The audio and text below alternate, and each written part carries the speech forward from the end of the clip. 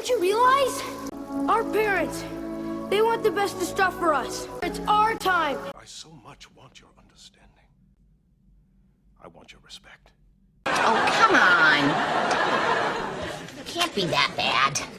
I'll do it with you. Okay, potato chips, other salty snacks. Good advice. That doctor obviously knows what he's talking about. Butter, heavy cream, cheese. Gone? Makes a lot of sense. Alcoholic beverages. Okay, that doctor's a quack. I knew the food would be bad.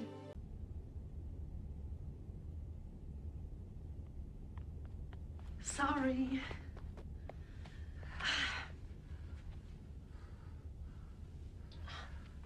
You're unusually limber this morning. I'll say. And then we practiced high kicks. Watch. You. Hey, welcome back to the Melt Off Podcast. I'm Urza Master. And I'm Goonie Mama. And we are back for episode 3. The much often talked about topic is food triggers tonight. So the foods that, I guess for lack of a better term, trigger you. What about them sets you off or puts you in motion or maybe motivates you? A good trigger, bad trigger kind of thing. So, this week we'll just kick it off like we normally do with our weigh-ins. Goonie Mama, you want to start? Yeah, so today I actually weighed in at 255.8, you guys, which is really, really exciting because I've lost my 10 pounds, my first 10 pounds. And I was very, very excited this morning. But weight always fluctuates, so I might go back up tomorrow. But today, I was excited and happy. And you look great. Thank you. Really great. So, Thank you. 10 pounds, that's a great, start. I mean, obviously there's fluctuations every day, but, I think right now you're pretty consistently trending downward, which is awesome. Yeah, it feels good. I weighed in this morning at just about an even 320, which is about on par for the last few weeks for me. I think my last weigh-in before that was like 321, so I did come down a little bit. I've been as low as like 318. I got one reading at 313, but I don't think that was anywhere close to accurate. I think it was like in a groove in the grout or something. But Probably. It's up and down every day. I think for me right now, one of my biggest challenges has been maintaining hydration and, not to get crass, pooping.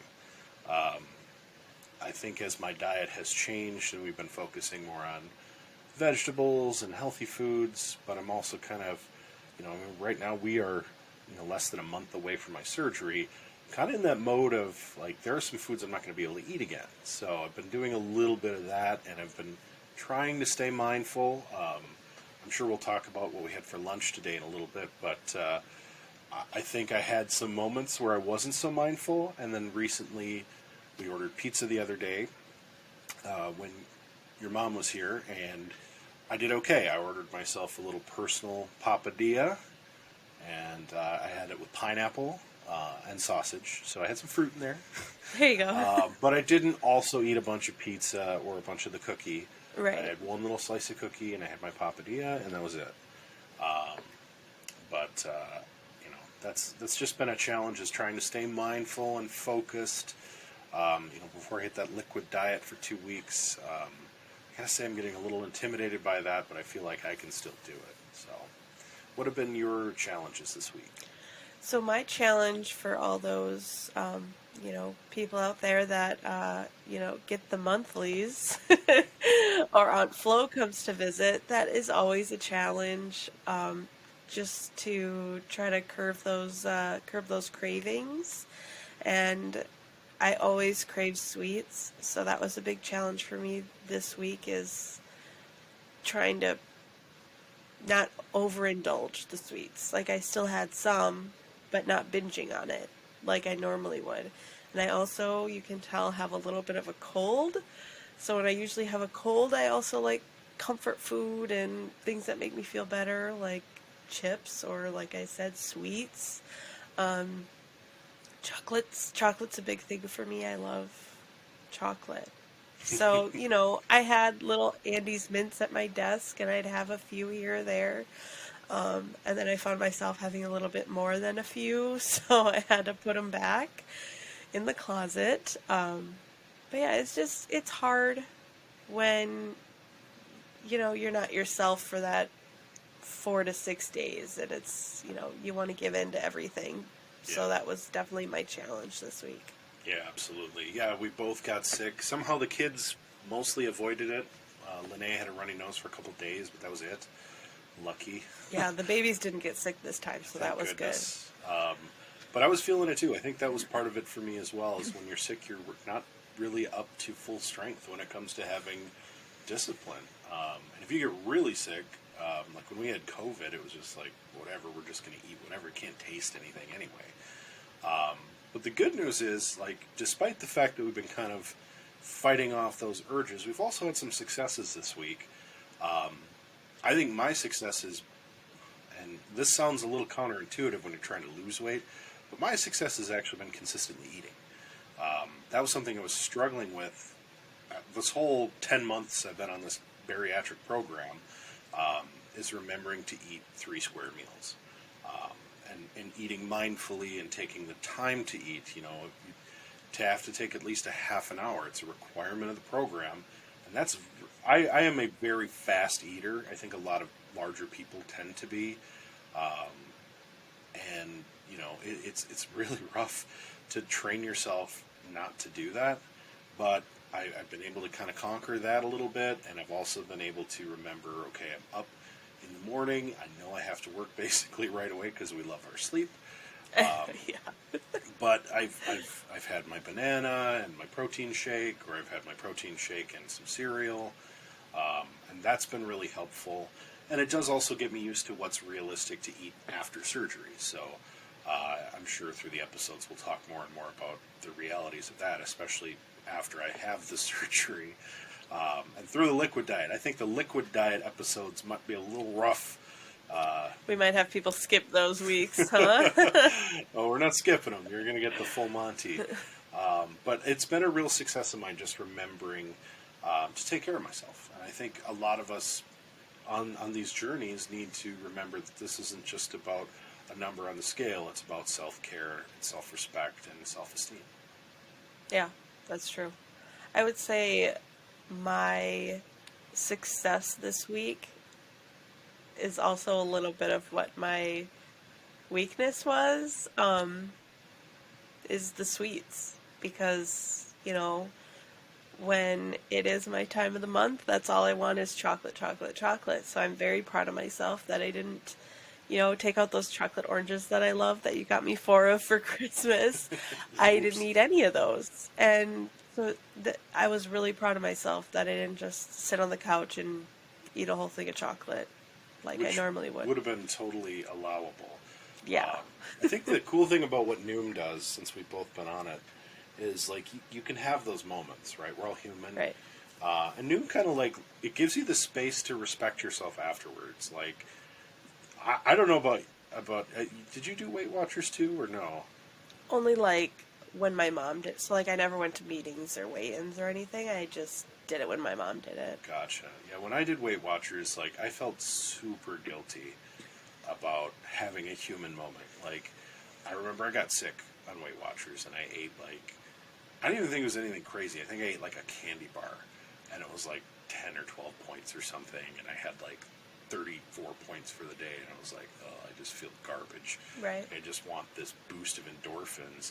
And you just feel like shit. Like, and then you don't eat for the rest of the day to, like, make up for it.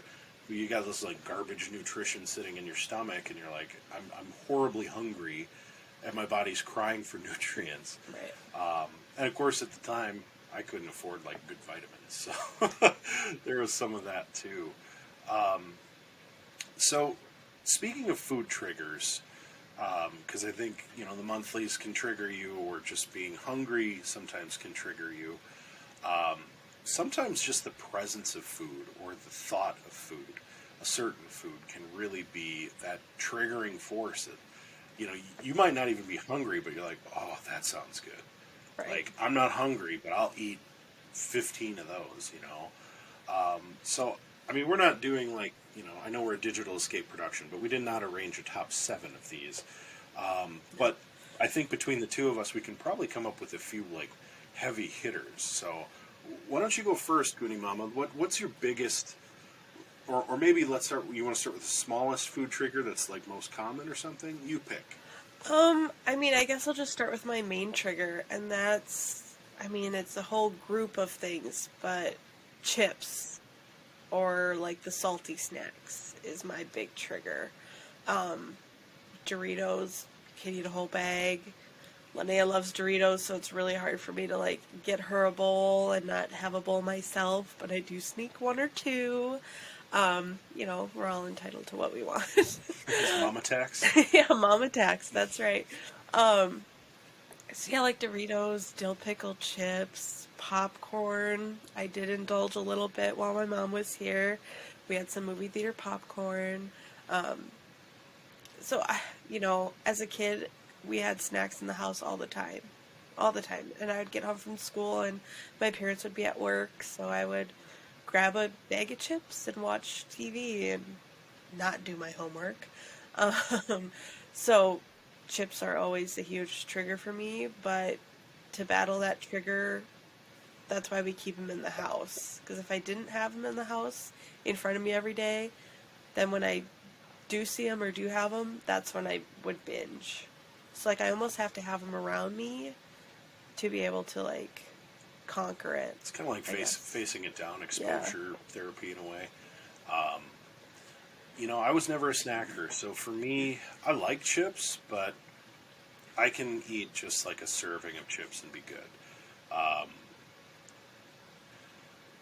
Boy, there's so many to talk about, but I think probably the most frequent trigger of mine is the craving trigger, where there's a certain flavor or a certain smell that I just want in my life. And like smell memory is super strong. So if I think about a smell, I can smell it.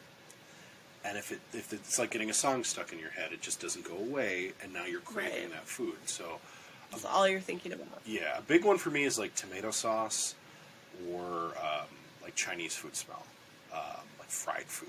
Fried food is a big one. Mm-hmm. And it doesn't really matter what it is, because I'll eat fried damn near anything. And now I'm not a like odd person who goes to like the state fair and gets like the deep fried sticks of butter or deep fried Oreos or Snickers bars. I've never eaten those. Never been to the Minnesota State Fair, by the way. Don't plan on it either.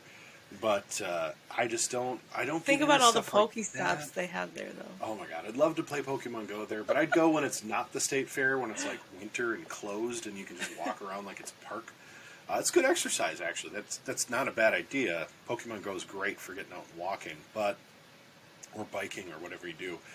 But for me, just like being in a gas station parking lot next to a McDonald's, you know, there's certain like fry smells that just are ambient in the air when there's restaurants nearby, and they trigger memories, like good, like really good memories. Like, oh my god, sometimes the fry smell of Japan, because I am super nostalgic for Japan. Like, want to go there so darn bad. But like just the fried food over there, it's healthier than it is here. But like I get this horrible craving, and then it's like, you know, I want Asian food, and that usually morphs into cheap Chinese food, which is not terribly healthy. It's not horribly unhealthy depending on what you order. Like the last time we ordered, we got veggie dumplings, and they were really good. They're actually like all vegetable, so really the wonton wrapper carbs are all you're really having to worry about. It's otherwise just like ginger and bok choy. And the myfoon. The vegetable myfoon is always good. Yeah, the vegetable myfoon is good. I think was it green on Noom? Or yeah. So I mean, it's mostly water and vegetables. So it's not there are things you can do, but of course, when you get triggered, all I want is a giant plate of. I like plain rice. Now I've broken myself of fried rice, so that's a little bit healthier, but I still want a mountain of it.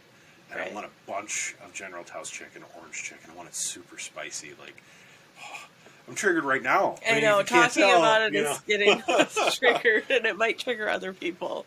So be careful. Right, it's a fine line. But we face this down together. Like, we have similar cravings for stuff like the tomato sauce thing. We both love spaghetti, garlic bread, but we found ways to make it healthier. There's like the veggie pastas. When I make spaghetti sauce, there's very little sugar in it, very little extra salt. It's mostly just tomatoes and olive oil, and the splash of red wine you put in there, and a little bit of sugar to take the acid edge off. It's nothing compared to that pre-mixed, jarred stuff, which we like too. And then me making my own version of garlic bread with my Sara Lee Delightful 45 cuts down the calories compared to like one piece of Texas toast or whatever kind of other garlic bread you buy at the store. So that's an option too for others. Yeah, so I mean, there's things you can do to adapt these triggers. So for you, the salty snack thing, I mean, there's pretzels. Pretzels have been a new friendly option. I've actually found popcorn. my plain popcorn, because we do have an air popper that I'll just pop my popcorn, and then I do have like the butter spray. But I was gonna say what's actually been helping me is my cucumber snack that I do with the cucumbers with the fat-free cream cheese and the everything bagel seasoning, and that kind of helps crave that like crunchy, salty, like chip craving. Mm-hmm. So that's been super helpful. Yeah, one thing we haven't tried is like the kale chips. I think we tried to make them once when were we doing keto or something. I won't eat kale chips. I actually kind of like them. I think we just didn't do them right. With the air fryer, it might be a little easier. Maybe I should try making sweet potato chips. I'll try and post something about that. We tried that when we were both on Noom the first time, and they did not turn out very well. I think I failed at making them. But we didn't have an air fryer then either. Or so. I should use the mandolin. I didn't use that last time. That's true. We didn't have the mandolin then. The mandolin has been for vegetables. Oh my gosh! Yeah. They're so cheap. How much did we spend on the mandolin? Like $12. It was so worth it, and I think I've used more vegetables in cooking since we got it than ever before. Or like making BLTs when we needed slices of tomato. I don't like big, thick chunks of tomato on a BLT. I don't like BLTs. I will go on record and say I really don't care for them. But if it's thin slices of tomato, it's kind of like a pickle to me. Like, it has that same sort of burger pickle feel. So I think I found it better. What's another trigger for you? Is there another one that sticks out? Honestly, it actually just happened here before this podcast, before I decided to get on the elliptical instead, but cereal. Cody sat down and had a sweet bowl of, what were they, chocolate? Peanut butter chocolate Peanut butter chocolate Cheerios. And I asked for a bite, and I had a bite, and they are delicious. He didn't like them, but they taste just like Reese's Pieces cereal. So yeah, really good. And cereal is one of my triggers. Always craving. All my pregnancies I craved cereal. And there's really no healthy alternative cereal. They're all about the same amount of calories for a cup, about 160 to 140 calories a cup, and then a little bit more when you add milk. But during my journey I've had some Cheerios here and there. But I mean, like I said, growing up as a kid, cereal was a staple in our house, and not the like whole wheat Wheaties or a Life cereal. It was always the Captain Crunch and the Cocoa Puffs and the Golden Puffs. All the puffs was in our house, okay? And my uncle worked at Multi-Meal Cereal, and we'd always get the free bags, monthly. And every month you'd get like free bags, so he'd bring free bags over to our house all the time of, again, like the Captain Crunches and the Fruity Pebbles, and so cereal. And our cupboard is full of cereal because Linnea loves cereal, and so does Rowan. Cinnamon, are they Cinnamon Toast Crunch? Cinnamon Squares? What are the square cereals? Cinnamon Toast Crunch. Hey, Melt Off Podcast fans, it's me, Urza, master of the Melt Off Podcast, here to tell you about DigitalEscapePod.com. That's the website where we host all of our podcasts under Digital Escape Productions. We also have great blogs out there, including recipes and other things we talk about on our various podcasts. You can contact us directly through our website. There are opportunities for advertising and more to come. So check out digitалescapepod.com. Yeah, that was a big one. When I was a kid, cereal was like the one sugary thing that we had in the house, other than soda, we had all the time. It's not really a trigger food for me. I bought Captain Crunch this week only because it was on sale, and if you've listened to the Digital Escape podcast on our favorite cereals, it's not one of my favorites, but like I'm probably not going to eat it again, and I'm like, it's on sale, I haven't had it in a very long time. I bought it for myself, and then everybody else ate it. Yeah, how many bowls of that Captain Crunch did you get? I got 1 or 2 bowls of Crunch Berries and 1 bowl of Captain Crunch. Shout out to Mom, who also enjoys cereal. Saving me the calories. But, you know, like those Cheerios tonight, I was just craving something sweet, and rather than eating candy, I was like, well, I'll try this cereal. It's 160 calories. We had fat-free skim milk. I actually ran out of my Fairlife milk. I need to get more. For those on the bariatric program or who've had the surgery, Fairlife is great. It's high protein, ultra low fat, and it's really, I think, really good. It's really creamy, which some of those skim milks are kind of watery. And Linnea calls it egg milk. Yeah, she calls it egg milk. There's no eggs in it. It's just, and it's good. Thicker than what she's used to. It's good dairy milk. There's no lactose in it, so it's very easy to digest. You know, I found that I really like it because of the protein. I feel fuller longer. You know, and then if I eat a bowl of cereal, I don't feel totally guilty about it. But, you know, you can pick a healthier cereal. The calories may be the same, but the nutrients are typically better. I'm a Raisin Bran guy, or really a Bran Flake plus raisins. Doesn't really matter what cereal it is, or like a Honey Bunches of Oats. But I had all the sugary cereals growing up. I was never partial to them. But when my dad bought Raisin Bran for himself, that was gone right quick because I ate it every morning. But probably my next biggest trigger, which this is going to be a major success for me because this is an Achilles heel for a very long time, was drinking soda. Or really anything out of an aluminum can. Beer, soda, carbonated diet drinks, so like the fizzy waters or whatever. I don't care for the fizzy waters, but like I was trying to use it as a crutch. I haven't had any soda for a very long time. I know, I'm very, very, very impressed. Yeah, I haven't even craved it. We've had regular Coke in the fridge. Before I stopped drinking soda completely, I went through this weird binge where I bought like a case of Coke. And I was like, I love Coca-Cola. I don't know why. It just like, I needed it.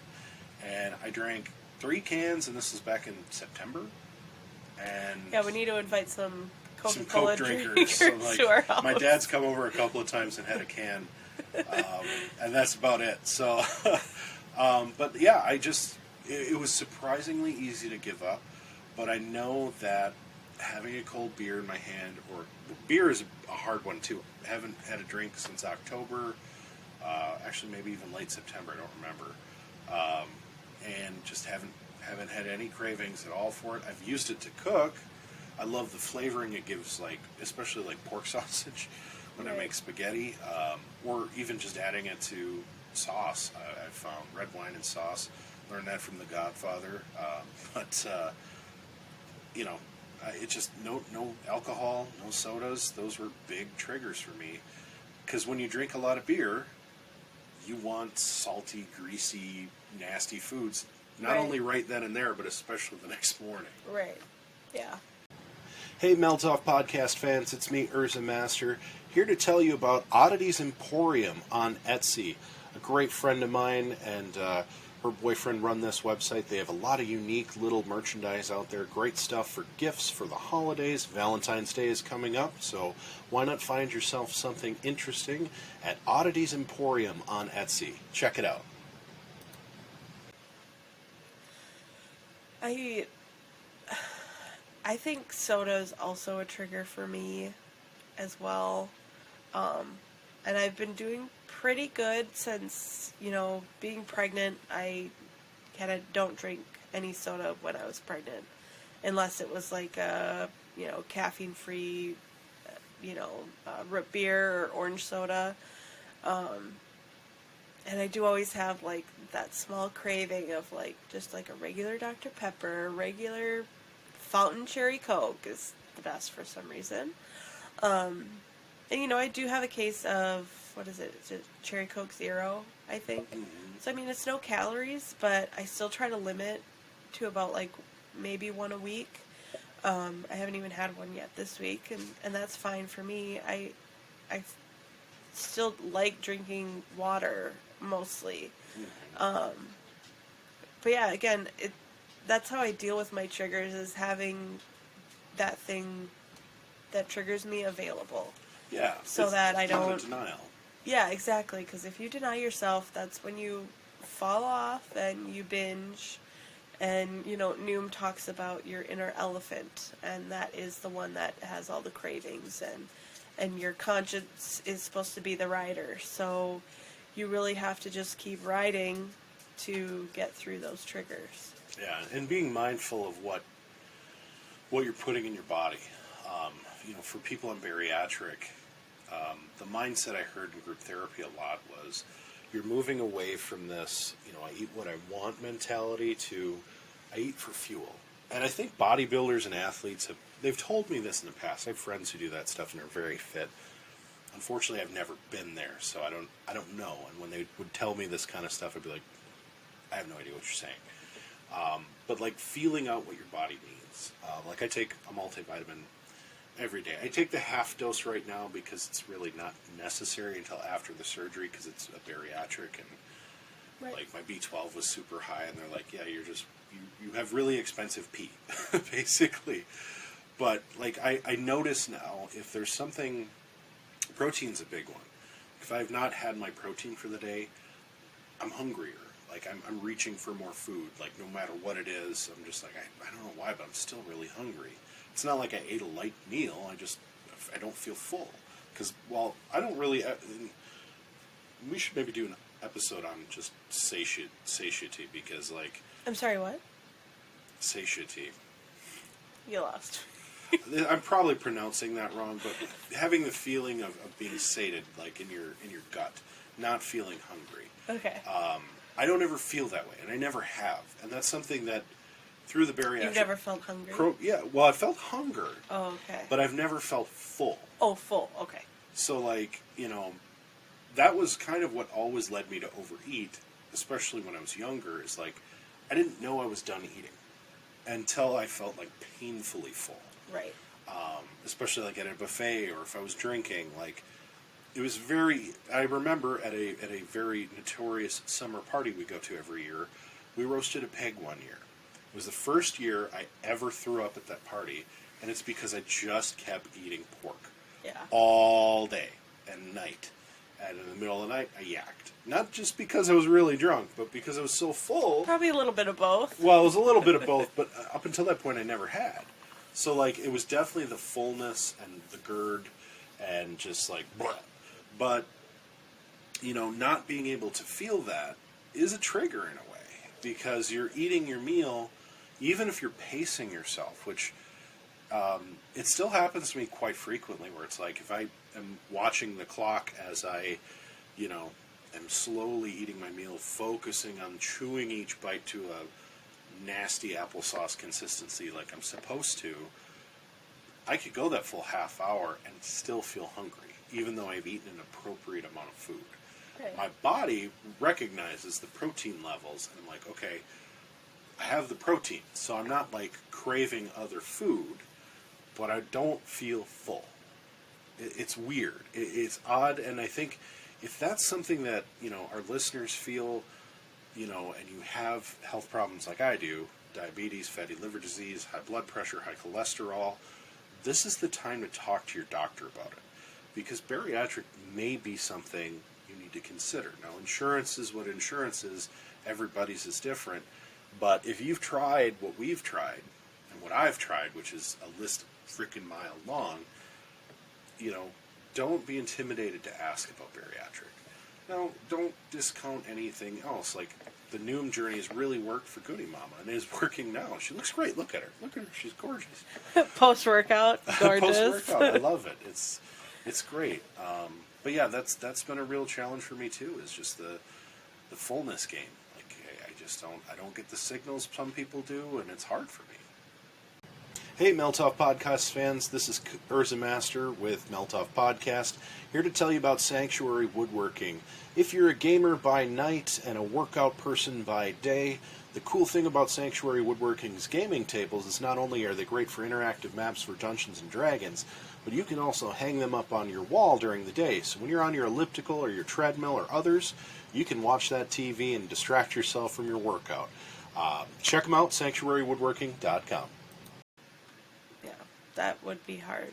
I don't know how you would go about life like that. Just constantly feeling like you don't know when to stop eating, I guess. Context clues. Right. Everybody else is done eating, I should probably finish up. Honestly. So, is there a food that maybe triggers you in a way that motivates you? I think it's one fruit, one specific fruit, and that is a Honeycrisp apple. If I see those on our counter or in our fruit basket, also sidebar, I ordered this really awesome fruit basket. It's like 5 tiers, and it sits on the floor, Really okay, cool. next to the counter. Because our fruit basket was taking up space on the counter, and then I'd have my sweet potatoes and my onions, and all of a sudden that was our whole counter. Anyways, it's awesome. It's on Amazon.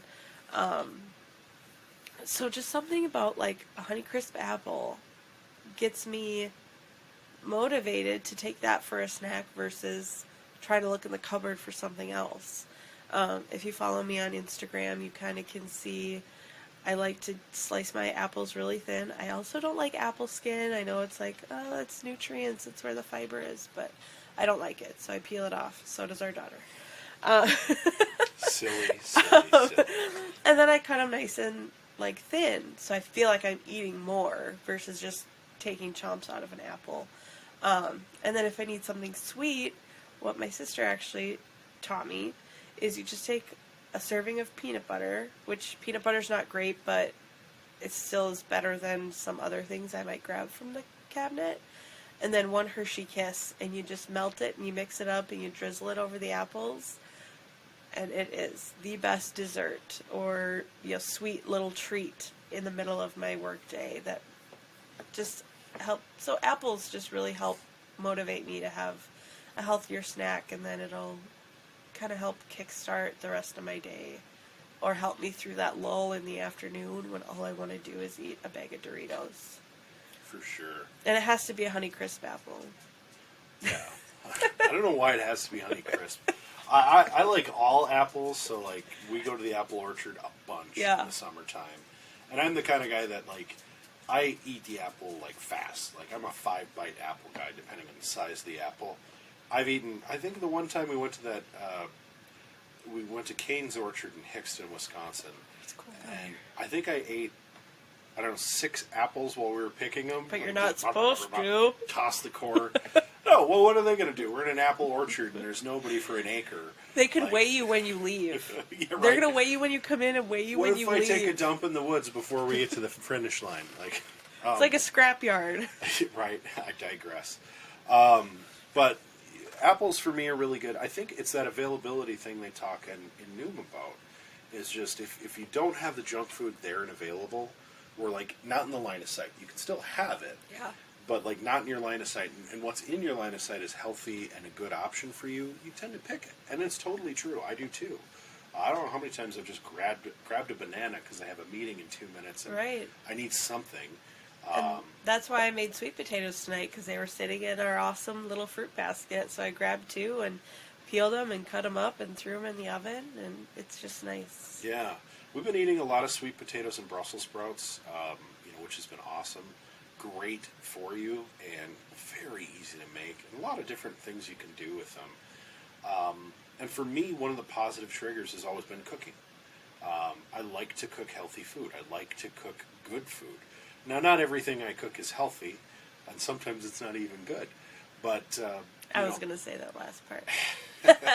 but we've learned. Or it's too spicy. Well, you think ketchup is spicy, so Oh my god. we'll leave that off the table.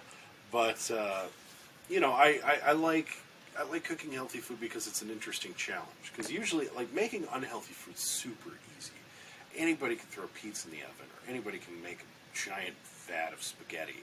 We still eat some spaghetti, but you know, I like trying new things. I like unusual foods, and you know, one thing I've found that's been really interesting lately is like we've been cooking together, and that's been really cool for me because I've always felt like I did all the cooking and then all the cleaning of the kitchen and then like a lot of things around the house, and now we've been sharing, and now you're feeling like you do all the cooking and cleaning, and like, now you know The how it tables feels. have turned. Which is not the case. We've always shared responsibilities. We just, you know, But nobody still does laundry. nobody does laundry because we both hate it, and that's like, you know, that's why we need like to turn this into a throuple and get somebody who loves doing laundry up in here. But you know, it's been cool to cook together because you've been doing like the vegetables, and like I made chicken the other night. Now with the babies freaking out, we had a little misfire with the chicken, but it turned out really good. It only burned a little bit, and it was Only like a little, and it's still, one or two pieces. It still tasted great, and it was fully cooked, so it was fine. And we ate the leftovers today. We didn't waste any chicken. Yeah, and that's been another cool thing is we have the healthy food, we've got healthy leftovers.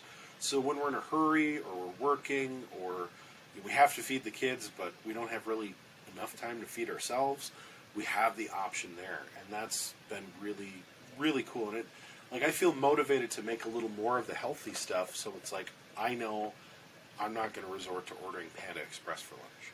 You know, I'm not going to run to McDonald's. Now I've taken Linnea there a couple of times because it's nice. She was, you know, off school for a long time, and then, you know, had us home all the time for a few months, and now we're back to work, getting a little less attention. So it's like I want to do special things with her to kind of make her feel appreciated and loved, because it's tough when we're both working after school every day. Her brothers are at daycare, so she's kind of all by herself with the dogs. She has no problem entertaining herself, and she's been doing healthier snacks lately too. She's been doing more of the fruit snacks instead of the chips. You know, more of the crackers and She apples, asks for apples, strawberries. Yeah. You know, she's learning better eating habits because of what we're doing. Because Exactly. ultimately, both of us are doing this for them, right? I mean, that's Right. been my primary motivation the whole time. So, you know, speaking of triggers, I think one thing that triggers a person on a weight loss journey beyond food is their motivation. What's your motivation? You know, aside from the kids, what do you hope to achieve other than a number on the scale and other than the kids thing? My confidence. I've never been a super confident person. So that's just, I just want to feel sexy. And I know you're going to say that I am, but, you know, there's a difference of feeling it. And that's what I want to feel. I want to feel confident. I've always hated going shopping for clothes and trying on clothes, especially with my skinny sister. So just, I don't know, just feeling like, yeah, I want to go try this on, or let's see how I look. And I had that confidence a little bit before I was pregnant with Rowan, when I had lost my 50 pounds before. And so I just look forward to getting back to that. Absolutely. And you're absolutely right. You are sexy. Okay. You're beautiful. And it's like, you know, I think you should keep that in mind. That, you know, just because maybe we have some extra weight, you know, sometimes it doesn't take away from who we are and how amazing we are as people. You're very sweet. But I'm in the same boat. You know, beyond wanting to extend my lifespan, literally, and not need a liver in 30 years and not have horrendous complications from chronic conditions in 10 years or 20 years or 30 years or more, if I even made it that long to begin with. You know, to be here for my kids is a good motivator, but it's also confidence. I think I falsely come across to a lot of people as a very confident guy. I'm not. I am like a scared little boy inside. And I'm not saying that to like be colorful about it, but like, you know, you don't grow up getting teased for being the big kid for life. You know, I know people say kids are cruel, but that shit sticks with you. Yeah. And I think deep down in all of us that kid is still there. I hated going clothes shopping. I still do. I'd love to feel great about it. I'd love to buy the clothes that I really want to wear, and not just the graphic T-shirts. Right. Well, I really like those, but That's all your closet is. yeah, but not have to feel like I have to wear 2 shirts Right. all the time just to have like a somewhat pleasing figure. I want to We'd look have less laundry. right. Have less laundry would be nice, but like honestly, like I want the confidence to wear the things I've always wanted to wear without feeling self-conscious. Without feeling like I can't wear that because I'm too big, or I can't buy a shirt in a foreign country because I'm too big. Now I'm probably Right. still going to be too tall, but that I can live with. But it's not an appearance thing per se. It's just knowing that I'm healthy, and that I think, that comes hand in hand with a size decrease.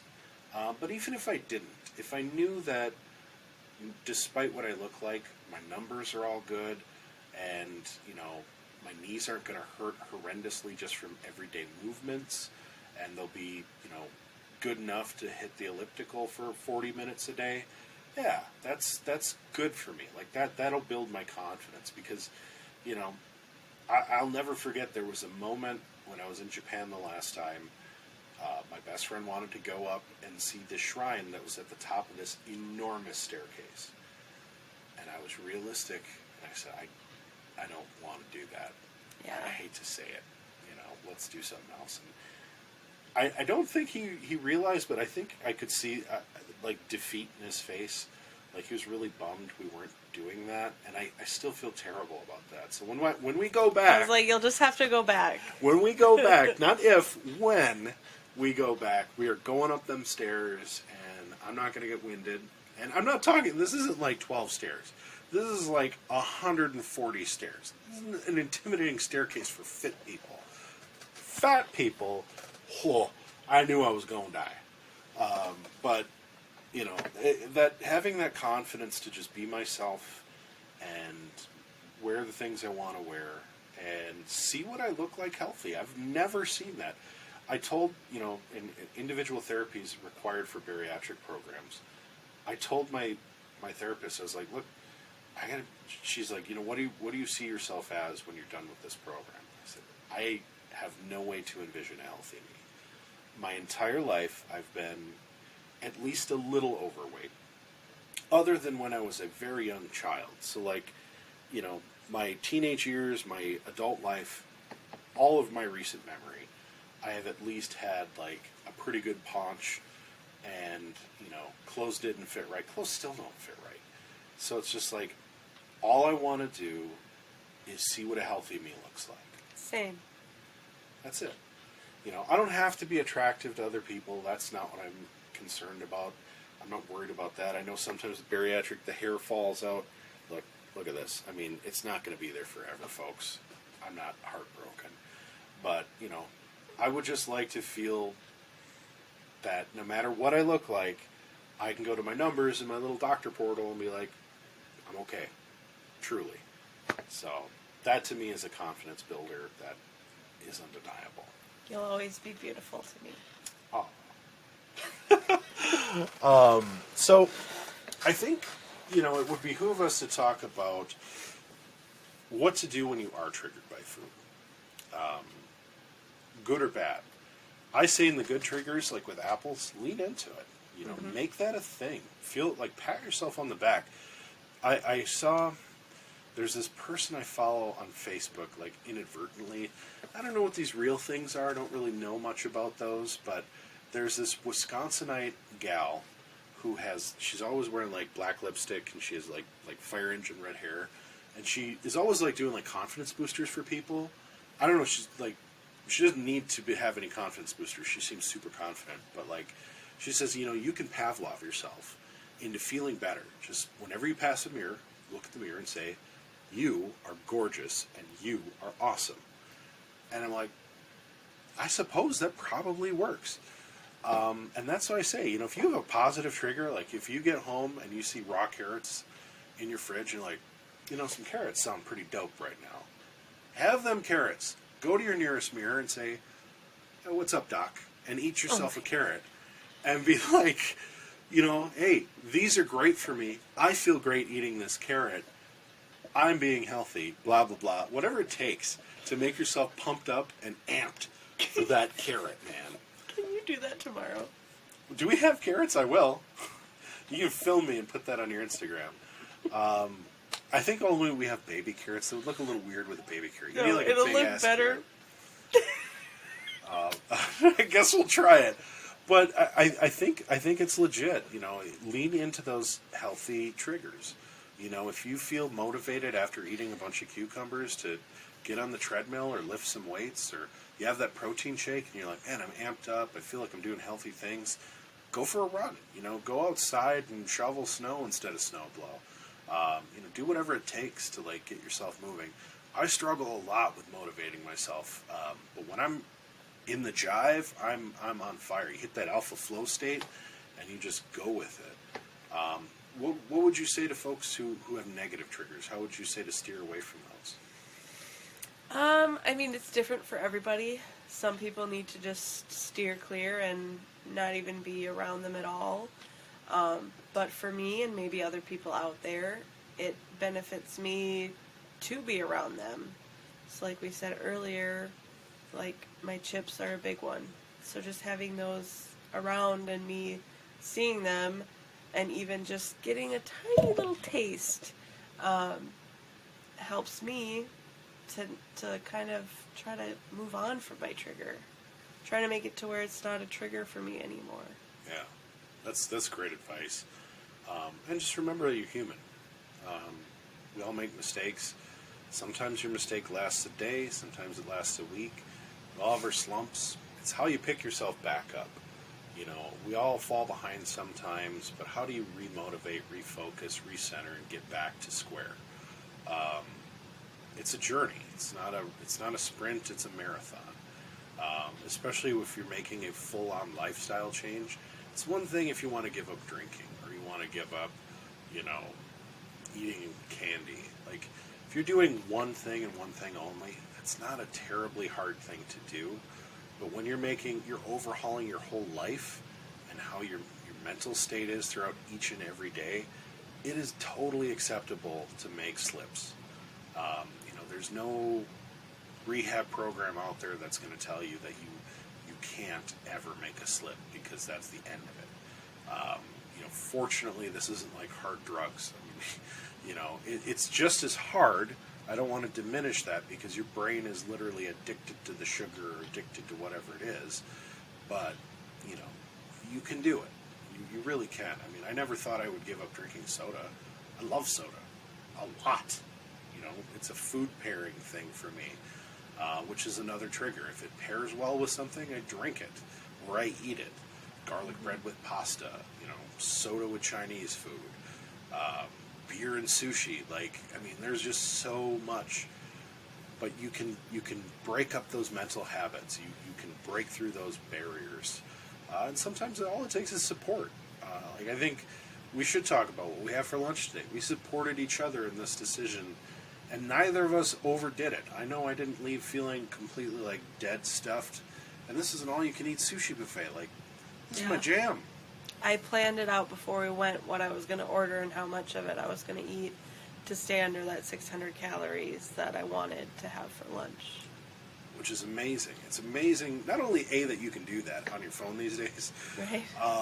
But B, that like you have the precognition to do that. You were like, okay, I know we're going out.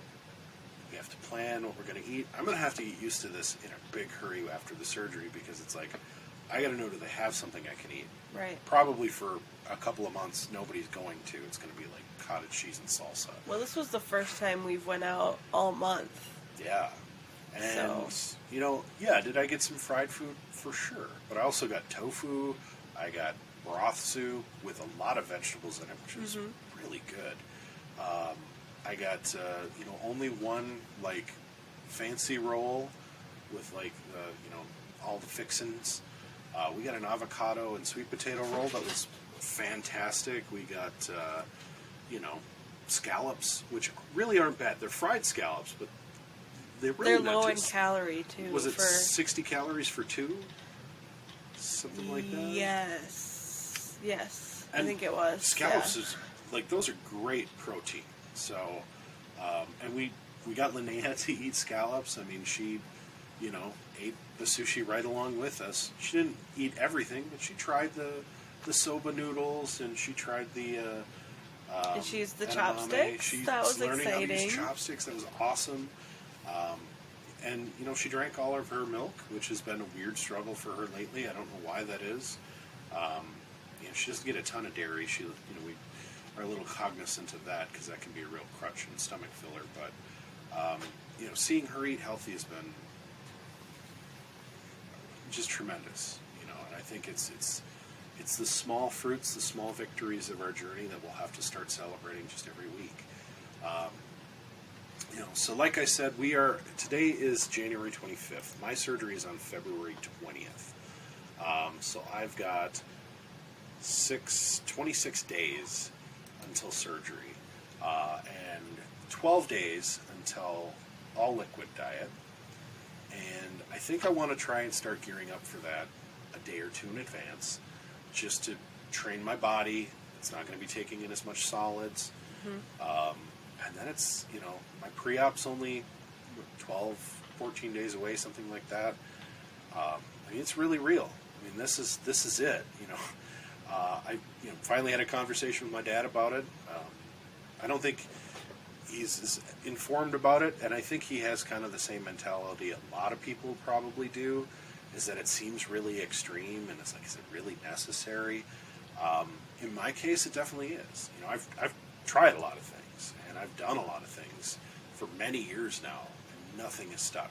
I've had success, but it never lasts, and sometimes that's more damaging than, you know, just being overweight. So, you know, I don't know if he was totally sold on it, but it's like, you know, you don't spend 10 months working with like a whole team at multiple locations of a hospital, and it's not a good idea. You know, it's not even easy. Like, I think a lot of people have the misconception too that it's sort of the easy way out. That is certainly not the case.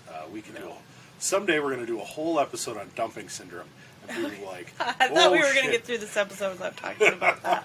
I couldn't let it happen. So those are my final thoughts for today. Goonie Mama, what do you have for the folks before we go? Well, I just really want to just say a big thank you to everybody who is following our journeys, who is listening to our podcast, who is liking our posts and subscribing to the Digital Escape Podcast channel. And just their support is really one of my big motivators.